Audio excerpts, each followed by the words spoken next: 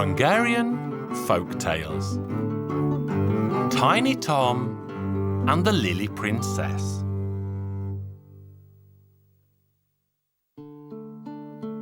Once upon a time, far, far away, over the ocean and beyond, there lived a king, and with the king lived a queen. And they had a very tiny son. No matter how many doctors they took him to, he just wouldn't grow. Tiny he was, and tiny he remained. The king grieved much over this, the queen even more. So much so that she fell ill. On her deathbed she lay and called for the king. She said to him, "All I ask of you is that when you bury me, have a lily planted on my grave and have it guarded day and night so that no one can steal it." She spoke, and straight away she died. The king was much in grief. "If only my son were big, who can I leave my kingdom to when I am dead?" He buried his queen in pomp, wept over her, and mourned her. And he sent a proclamation across the kingdom calling for everyone who had a lily to bring it to the court so that one could be chosen for the queen's grave. They brought lilies by the cartload, but they couldn't agree which one was the finest of all. The king could hear all this uproar and went down into the courtyard. "What's all this quarrelling about?" One of the gardeners replied. "There are so many lilies here that we can hardly move, but we can't decide which one is the finest of all." "Where are you, Tiny Tom, my son? Come here and do something useful for a change. Close your eyes and pick a lily." So Tiny Tom closed his eyes and groped around like a blind man. And do you know what? The lily he picked was beautiful, and every bloom on it sparkled like a diamond. The king asked, "Who brought us this lily?" "Your Majesty, I brought it from Fairy Helen's garden." "Well then, you plant it and keep guard over it so that no one can steal it." "If you please, Your Majesty, may I ask that you send Tiny Tom with me? So if I should doze off, he'll be awake and alert." "Very well then," said the king. And so it happened. The old woman planted the flower and guarded it as if it were her life itself. So there they were, keeping guard until the old woman said, "Tiny Tom, I'm going to lie down for a while and I'll drop off to sleep. You stay guard over the lily so that no one can take it." "No one can take it? You sleep well, old lady." And while Tiny Tom was keeping guard, out of nowhere appeared a little man. "Good evening, Tom. Do you know what kind of flower you're guarding here?" "Well, I know that it's a lily and it comes from Fairy Helen's garden." "You see, that lily is the princess from Dwarfland. Let me tell you. Helen once went to see the king in Dwarfland and took a great liking to the princess. So she begged the king to let her have his daughter for a week or two, and he did. Helen was envious of her beauty and she treated the princess so badly that she wept and wept, and then she died. When she was buried, that lily grew out of her grave, and it spoke once. "Take me to the grave where a mother cried as much as I did over her dwarf of a son." And when the old nurse heard this, she pulled up the lily and brought it here. But Fairy Helen's own nurse heard all of this and told Fairy Helen. Now Helen can never be at peace until the flower is stolen back from here. "Come here and I'll see to your troubles." And at that the little dwarf of a man pulled his beard from between his legs and he disappeared as if he had never been there. Tom was thinking and tried to stay awake. Suddenly he heard a fluttering and rustling. 12 fairies appeared. They made a circle around Tom, dancing, thinking that they could make him dizzy and one of them could steal the lily from the grave. But Tom was sharp.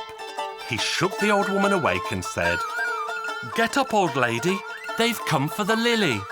So the old woman jumped up and took out her old spindle, and then, swish, swish, she went at them. "Be off with you from here," she said, and she beat and slapped the fairies until they flew off back to fairyland without the lily. There they told Fairy Helen that they had failed to bring the lily with them. Now she had a 7-legged horse, and she mounted it, and off she went. Now as Tiny Tom was keeping guard, he suddenly heard a voice. "Tom, I think they're going to take me away. Fairy Helen is coming." And out of the lily there came a tiny young woman, more beautiful and radiant than the golden sun itself. Tom, if only I had my butterfly carriage for us to fly away in." And at the very moment she said that, 6 butterflies came flying there, drawing a fine carriage. The dwarf princess asked, "Will you come with me, Tom?" "Of course I will. Never will I part from you." Up they went, up and up, into the bright blue sky. The princess turned and said, "Tom, look back and tell me what you see." "Oh, it's Fairy Helen. Don't let her catch up with us." Up and up they flew as fast could be. Suddenly, a huge sheet of flame came licking at Tom's back. "Tom, look back and tell me what you see now." "Oh, it's Fairy Helen. Her horse's breath is aflame and I can feel its heat. Just let us get up between the sun and the stars and the moon, for up there she has no powers." Now when they reached Dwarfland, the joy was great indeed. So pleased was the king to see his long-lost daughter that he swept her into his arms and covered her in kisses. He did the same with Tom. He said straight away that he would give his daughter's hand to Tom and make him king of the land. Then came the great wedding feast. There was no end to the dwarfs there, each one more handsome than the next, and everybody lived happily ever after.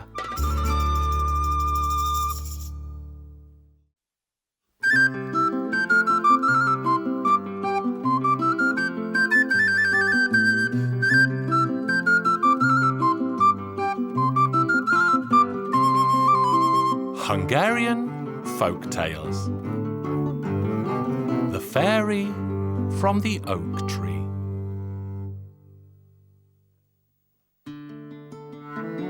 Once upon a time, many years ago, there lived the son of the Green King. Now, since he was all alone in the palace, he was bored, and so he picked up his gun and set off hunting. When he came into the forest, he spied a little rabbit, took aim, and was about to shoot. "Excuse me, young prince, one good deed deserves another. Spare me my life." And so he spared the rabbit's life and went further into the forest while the rabbit scampered away. Then he came upon a fox, and the fox said to him, "Don't shoot, young prince. Spare me, and your good deed will deserve another." So the prince spared his life too and went further into the forest. There he found a deer, and the deer also spoke to him, "Spare me my life, and good fortune will bless you." Off you go to the centre of the forest. There you will find an oak tree with 3 branches. Lop off one of the branches, and out will come a fairy. But take some water with you, for she will probably have need of that. So off he went, and he came upon the oak tree, and he lopped off a branch, and a beautiful fairy appeared. "Water, water, please. I need water." The young prince dashed to help, but dropped his flask and all the water spilled out. The poor fairy died there and then. All he could do was to take her in his arms and carry her home and bury her. Time passed and the prince set off hunting again, and he came upon the fox. "Now then, kind young prince, for your good deed I'll tell you something good. Go into the forest, cut off another branch of that oak, but bring water with you because you may have need of it." The prince had a flask of wine with him, and he thought that the wine would do. He lopped off the branch. Out came the beautiful fairy. He gave her some wine, but still she went and died. So he picked her up and carried her home in great sorrow, and buried her. After mourning her for a while, he once again set off into the forest to go hunting, and he came upon the little rabbit. "Now then, kind young prince, for your good deed I'll tell you something good, but come with me and I'll show you a spring of running water." Then they came upon the oak. "Now lop off that branch."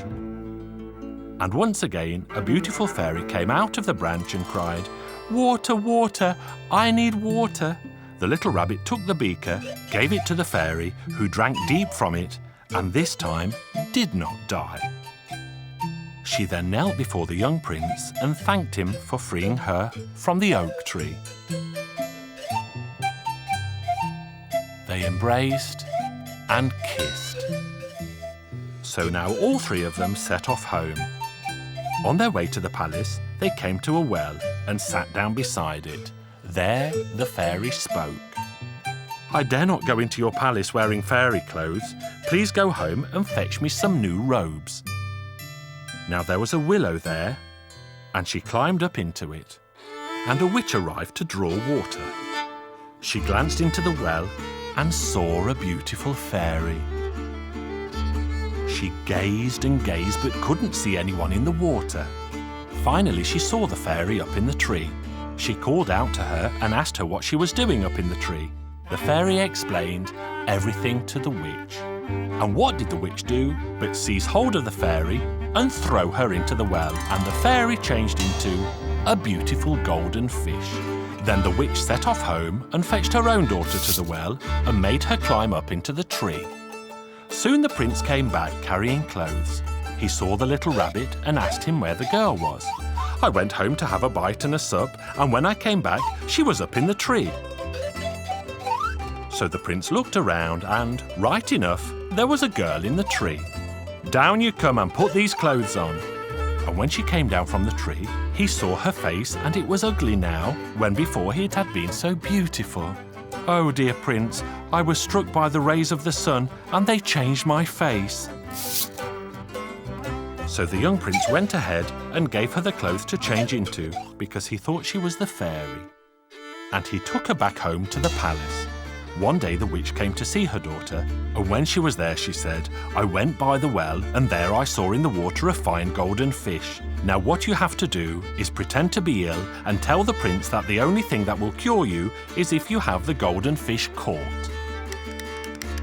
The prince would do anything for his princess. So the golden fish was caught and cooked, and she ate some and was cured. A single scale fell from the fish to the ground, and out of it there grew a beautiful golden apple tree, which burst into flower every evening and grew apples by noon the next day, which the fairies came for in the evening. Once again the witch went to see her daughter. "What's going on here? You'll have to have that tree cut down, or else they'll know that you're not the fairy." So the young queen said to the king, "We have no use of that apple tree. Cut it down so that we won't ever see it again." Now nearby lived a poor man, and he was the one who cut the tree down. And when he was chopping it up into logs, a small chip flew off, and he put it in his pocket and took it home with him.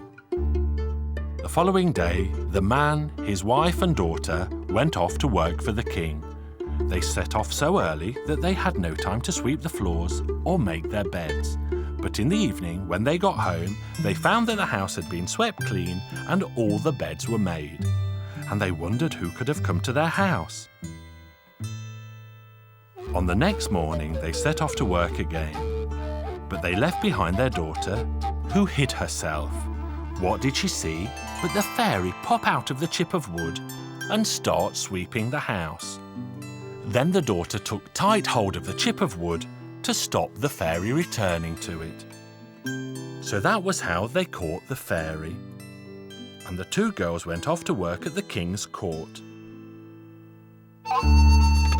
There they took turns in telling stories. The king asked, "Now tell us another one about what you saw and did in your life." Once upon a time there was a young prince, and one day he went hunting and he met a little rabbit, a fox and a deer. For I am the fairy who the young prince set free from the oak tree. And the prince embraced his fairy tenderly. He had the witch and her daughter tied to a horse's tail, and the prince and the fairy from the oak tree lived happily ever after.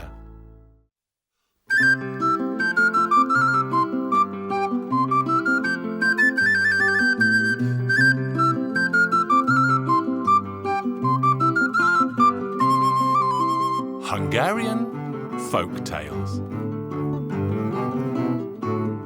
Wooden Peter.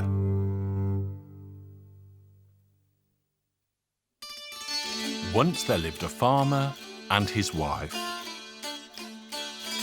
Now these good people didn't have any children, and so one day the farmer said to his wife, "I'm going off into the forest to carve as a child out of wood."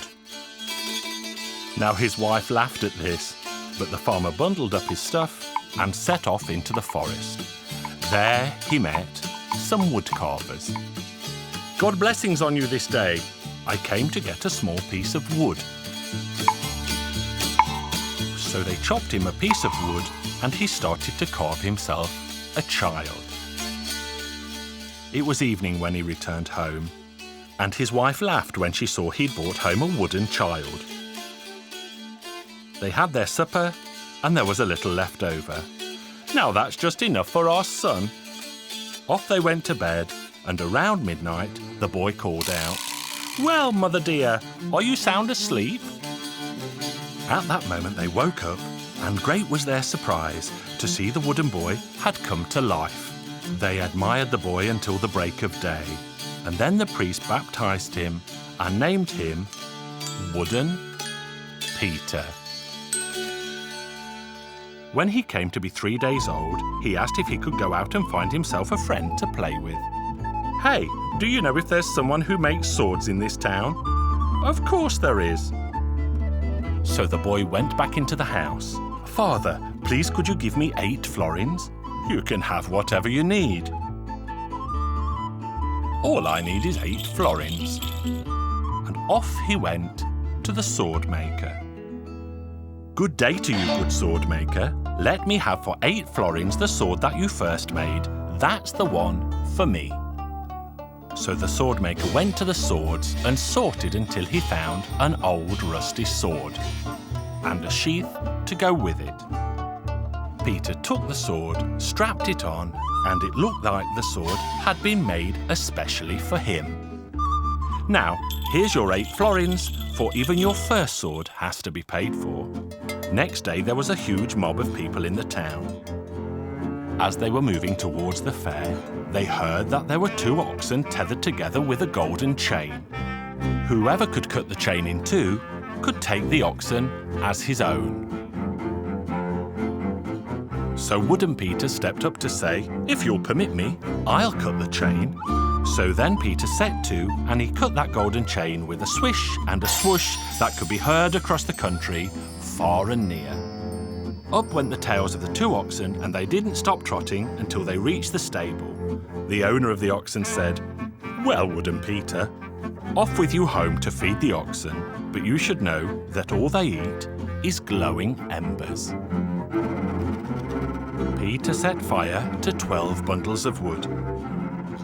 When they were aflame, he took the water pail and filled it with glowing embers. The 2 oxen ate them all up, and one of them went off to where the sun rises, one to where the sun sets. So Peter said, "Now, Father, let me show you something." He tapped the corner of the gate with his fingers in 2 places, and from one of them good wine gushed out, and from the other good brandy. "Now, Father, everyone can drink to their heart's content. Do you see that wheelbarrow?" "I do indeed, son." "And that millstone?" "Yes, I see it." "Now, when the barrow stands in front of the door and the millstone jumps into it of its own accord, the wine will turn to water and the brandy to deep red blood, and then you'll know that I am dead. And then, if you want to find me, sit into that wheelbarrow and I'll take you to where I am. Now, I have to go off to see the world and try my fortune." After that, Wooden Peter set off across 7 lands and 7 seas until he came to a town in which there lived a king. "Good day to you, your good majesty." "Welcome you are. And what sort of journey are you on?" "I set off to be of service, to try my fortune." "And how much would you require for a year?" "Nothing at all, only what I eat and what I drink." So Peter stayed in the town, working as a carpenter. He was so clever with his hands that the old king took a liking to him. Now the king had a daughter who fell so in love with Wooden Peter that she thought she would die if she wasn't allowed to marry him. "Well then," said the king, "I won't have you dying on me, so I'll let you give him your hand and be his wife. I'll announce a great wedding feast and you'll live as husband and wife." One day the king received a letter telling him to gather together everyone in the land to go off to fight in the war. When the king saw this, he began to weep. "Now, good Father Majesty, do not weep, for I'll go alone to the war." "My son, what can you do alone? You'll be like a gnat against a bison." But Wooden Peter went off, and he was wielding his sword so fiercely that he beat them one and all. But then he stumbled, and that's how they defeated him. As quickly as they could, they buried him in the ground. In the morning, as the light was dawning, the barrow went to the door. The millstone jumped into it of its own accord, the wine turned to water, and the brandy to deep red blood. So the farmer got into the barrow and went to where Peter had been cut down. He searched for him high and low, but to no avail. Then he saw the 2 oxen coming.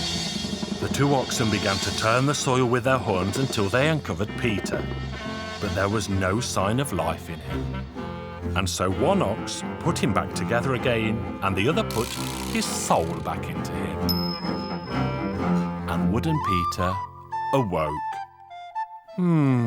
I slept so well."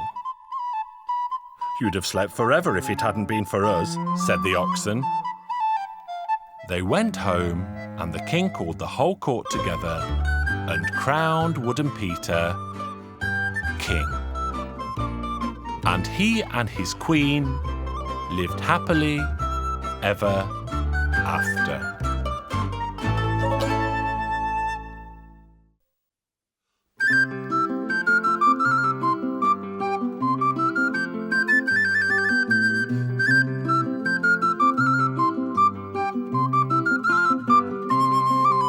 Hungarian Folk Tales.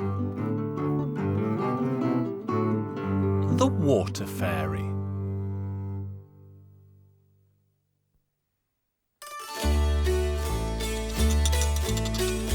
Once upon a time, in a land far, far away, there lived a miller, and the miller had a wife. They had a fine big mill, and they earned their keep and passed their days. There was just one thing that caused them grief, and that was they had no child. And they grew poorer and poorer every day until they had nothing at all. The poor man lamented night and day that a curse had been laid upon them. Off he went one evening and sat by the mill pond. There he wept. All at once he heard a voice. "Listen, poor man, I'll help you in your troubles. I'll make you richer by far than ever before. All you have to do is give me the living creature that you have not got at home." So the poor man thought to himself, "What is it that I haven't got at home? Perhaps a dog? Perhaps a cat? What could it be? Right you are, I agree." The poor man cheered up and set off for home. He was still on his way when his servant came running towards him. "Quickly, Master Miller, the mistress has just given birth to a fine, healthy boy." Well now, the miller ran all the way back to the mill pond. Come here, you evil spirit, you have taken my child." but no one appeared. Home he went and told what had happened. They threw their arms around each other and wept and wept. What was going to become of their child? When would that voice take him away, raise the boy as the light of their lives? They never ever let him near the mill pond. And when he grew older, they told him that he was not to go there because the water fairy would carry him away. And the boy never went there. He avoided the place altogether. Now they became wealthier than anyone in the village before or since. Where they laid down a florin, the next day there were 2. Time and tide went by and they sent their son to a master woodman so that he would be a forester. So taken was the master with the lad, so quick and clever he was, that the master gave him his own daughter in marriage. The young man went all through the forest hunting. One day, he saw a fine stag. He aimed at the stag, but the stag vanished, clean out of sight. Off he went again on the following day, and once again the stag was enticing the young man, and so it went on for 3 or 4 days. His wife spoke to him. "Where is it you go every day, neither eating or drinking, only concerned for your forest? But don't go near the mill pond, just so that no trouble will befall you." "I never go that way, my dear. I only go hunting in the forest." Once again he set off, tracked the stag, and brought him down. He thought of skinning it, but in skinning it, he got covered in blood, so he decided to go to the river and wash himself. There he set down his cap and his satchel. But once he put his 2 hands into the water, 2 mighty arms rose out of the water, fastened themselves around his neck, and dragged him in and under. His good wife was waiting for him at home. She ran to the forest to the mill pond, and there she saw his cap and his satchel. "Dear God in heaven, what my father-in-law warned about has happened." Up and down the edge of the waters she raced. "Give me back my good husband, water fairy." But the water was silent. She ran and ran until tiredness overcame her, and she lay down and fell asleep. In her dream she saw, not far away, a shack in which there lived an old woman who knew many, many secrets. She awoke, and just as in her dream, off she went to the shack. She knocked at the door and spoke of her problem in floods of tears. There, my dear," said the old woman. "When the moon is full, off you go to the place and sit at the edge of the waters. I'll give you a brush, and with it you must brush your hair." So the young wife waited until the moon became full. She went to the edge of the waters, let loose her hair, and began to brush it. And then, all of a sudden, her husband stuck his head out of the water, but he said not a word, and then he vanished again to the watery depths. She went home and told the old woman what had happened. The old woman said, "Tomorrow evening you must bring a spinning wheel with you, and there you must spin." And so she did. She brought a spinning wheel, sat there at the spot, and began to spin. And when she span, once again the water frothed, and her husband appeared up to his waist. But again they were not able to exchange a word between themselves. "Off you go, dear girl. This is the 3rd night. On this flute you should play a sweet, sad tune. Then you'll see what happens." And so it was. The young wife sat there on the same spot and played. At first the water started to froth, and in she jumped and embraced her husband. But then such a storm blew up that her husband was carried off to one shore and the wife to the other. They were thrown so far apart that she stayed on one and he stayed on the other. Then the man took work as a swineherd and the woman as a cook. The swineherd brought the pigs out to feed every day, and the woman brought food at midday to her master in the meadows. When she brought the food to the master, she saw that there was a swineherd off in the distance. So she walked towards him, and they began to speak. And as they spoke, The young woman asked the man where he had come from, and the man began to tell her of how he had been born, and how the water fairy had carried him away, and how he'd been parted from his darling wife. And as he told all these things to his own wife, her eyes opened once again, and she saw that he was her husband. Then they embraced and kissed each other sweetly and went home.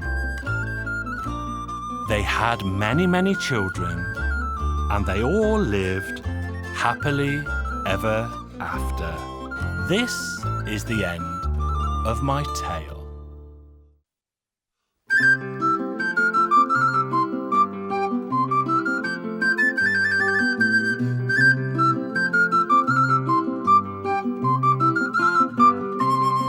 Hungarian Folk Tales. How I passed my childhood.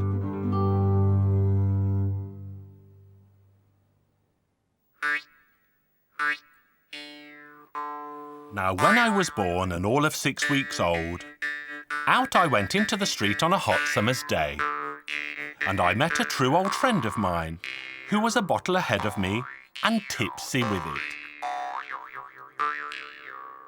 So we made a pair of oxen out of mud, a cart and sacks to load onto the cart to take them off to the mill and grind them. And off we went. Now, in those days there was a water mill to do the milling, but it wasn't there. The miller was strolling up and down on the water, and so we asked him to call up the mill, and he waved for it and shouted until up it came and we could start to mill away. Now, the miller man didn't have a scoop, so he pulled off my head and used that as a scoop.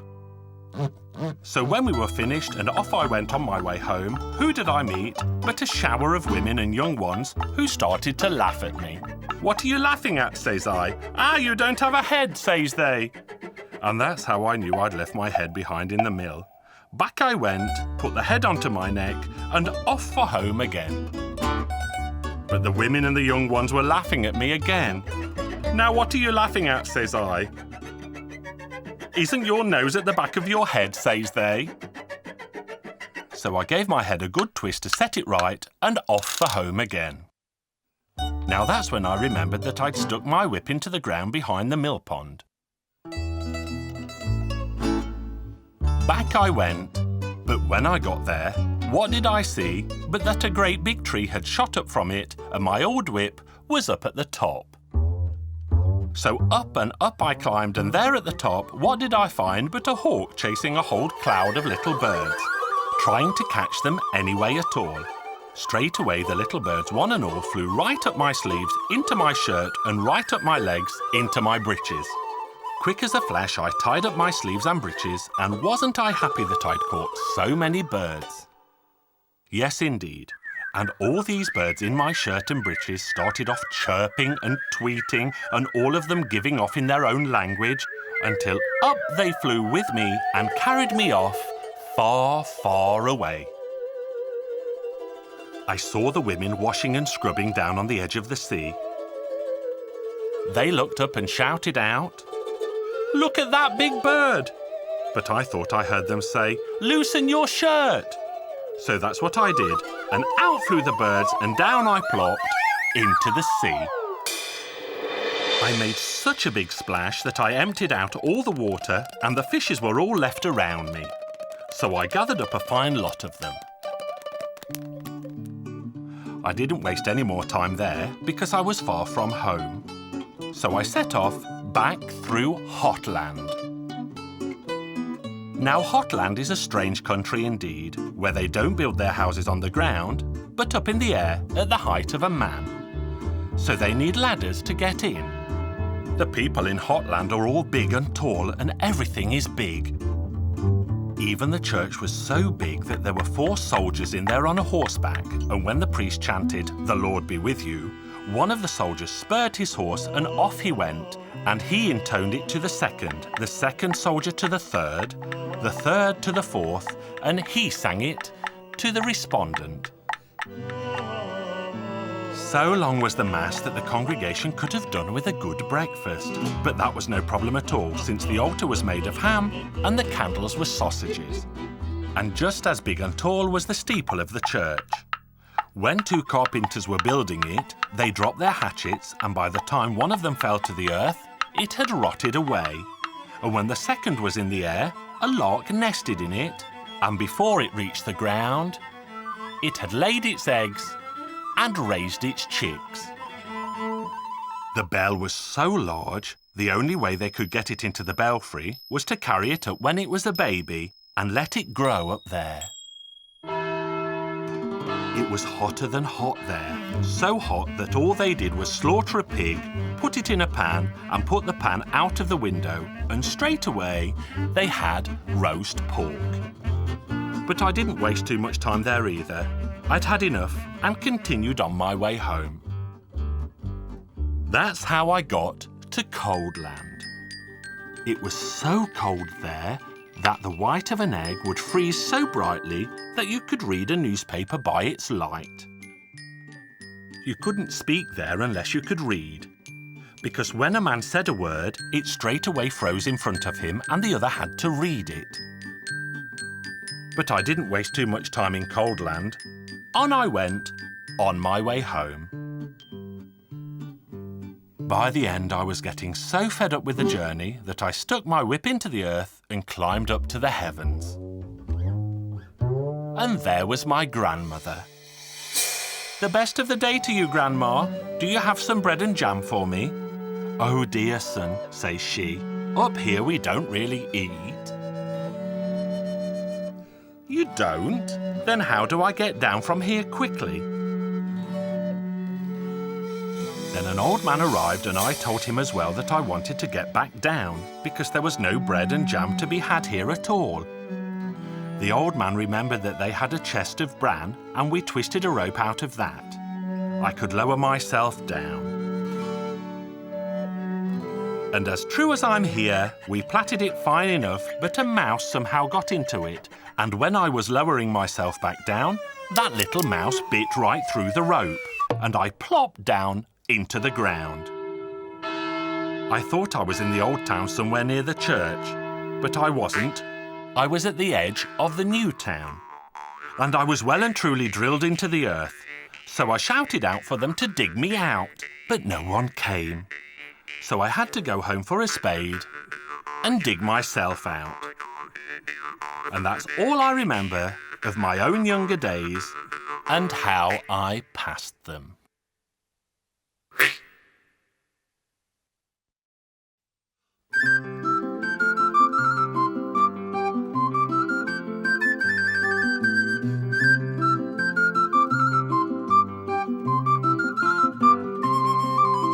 Hungarian Folk Tales. The Little Swineherd.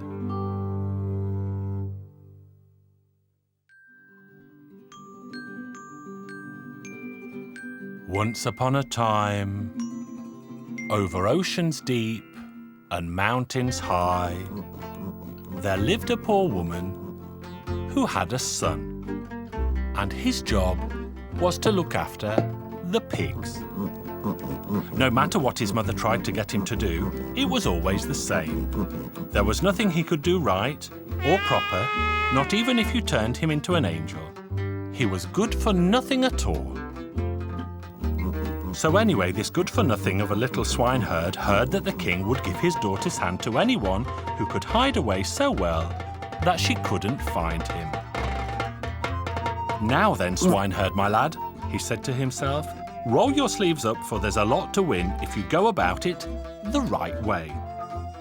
So he gathered everything up, baked himself a satchel of scones, put on his heavy cape, and off he went. He walked and he walked through bushes and trees, over hill and dale, and still he couldn't find the castle of the king. For a long week he walked, ate the last of his scones, and still he didn't see a thing. And then he became so thirsty that his tongue hung out like a slipper out of a dog's mouth. Then as he went along, he came upon a well, and on it perched 2 white doves. "Well then, the pair of you, I'll have to eat you both because I'm very hungry indeed." "Oh, don't eat us, little swineherd. Draw us some water. We're so thirsty. And one good deed deserves another." And they begged him not to make a meal of them. So he went and drew up a bucket of water for them, and he himself drank his fill of the cold, sweet water. And so he continued on. But now he was so hungry that his stomach rattled like a dog on a chain. Then he came across a lame fox. "Well then, lame fox, I'll have to eat you, I'm so hungry." The lame fox beseeched him not to make a meal of him. "One good deed deserves another, little swineherd. I'll be able to help you." The swineherd's eyes were popping out of his head with hunger, but he decided not to eat the lame fox. He staggered on, and staggered to the right, and staggered to the left, and thought he'd never come to his journey's end. Then, far off, he saw a great lake. Down he went to its shore and saw a little fish struggling at the water's edge. Quick as a flash, he tickled it out of the water. "Oh, please don't eat me, little swineherd. I'll repay you for your good deed." The little swineherd looked at the fish, and beautiful it was too, its scales all shiny and gold. He felt sorry for the fish and put it back into the water. On he went and eventually came upon another well, and on it perched 2 other white doves. "Do you think I'm a madman? As sure as the sky above me, I'm going to make a meal of you both." So he tried to catch hold of the doves, but they begged and beseeched him not to do them harm. And the end of it was that he did them no injury, but drew them water, drank a great bellyful himself, and went on his way. Not long after that, he found himself at the castle, and at the gate stood the king. "So what brings you to this far-off land?" said the king. So the little swineherd told his tale and why he had come, that he had heard that the king would give his daughter's hand to someone who could hide away so well that she couldn't find him. And that's what he wanted to try. "Fair enough, my lad," said the king, "but have you seen the 99 heads up there? Yours will be the 100th if you can't hide yourself well." The little swineherd looked around and turned to the king and bravely said, "I'll do the best I can, your highness." On the following morning, the king came to him and told him to hide himself away before his daughter arose. The little swineherd made himself ready, and what did he see but the 2 white doves? "Come on, we'll take you away." And the 2 white doves carried him off to hide him behind the sun. The princess prepared herself for the day. She went down to the garden, plucked the finest of the roses and twirled around. "Out you come, little swineherd. There you are, behind the sun." And the little swineherd was furious and frightened. What could he do? Out he came from the far side of the sun. The next day dawned bright and clear. The little swineherd rose, looked out of the window, and there he saw the lame fox rearing up, waiting to take him away to the end of the world. The princess went down to the garden, plucked the finest of the roses and twirled around. "Out you come, little swineherd. Come back from the end of the world." And the little swineherd was forced to reappear. On the 3rd day he went off to meet the little fish at the lake, and the fish took him deep, deep down into the water. "Not a living soul comes here. They'll never find me here." But the princess went down to the garden, plucked the finest of the roses, twirled around once, and called the little swineherd from out of the bottom of the lake. "That's surely the end of me. My head will be on the 100th stake," said the little swineherd. He laid himself down to go to sleep, but all he did was toss and turn, writhe and wriggle. On the following day at dawn, he saw 2 white doves at the window. One of them flew off instantly, but the other one stayed. "Come as quick as you can. You'll be turned into a fine rose, and so will I." And that's what happened. By mid-morning, all the buds had blossomed in the garden. Down came the princess. She looked for the finest of the roses and found 2 of the same beauty. She plucked both of them and fastened them to her dress. Then she twirled around once, but she didn't see the little swineherd. She twirled around twice, and still she didn't see him. "Father, I can't see the little swineherd. He's hidden himself away so that I can't catch him." "He can't have. Just twirl around once more." So she twirled around once more, for the third time, but she could have twirled around till day was done, and still she wouldn't have caught the little swineherd. Then one of the roses on her dress turned into a dove, and the other into the little swineherd. "My heart's delight, my only love, I will be yours and you will be mine. Nothing in this world will part us ever." And they embraced and kissed and clung together like a bunch of flowers. Soon there was a wedding feast, and everyone was invited. And the swineherd king and his beautiful queen lived happily ever after.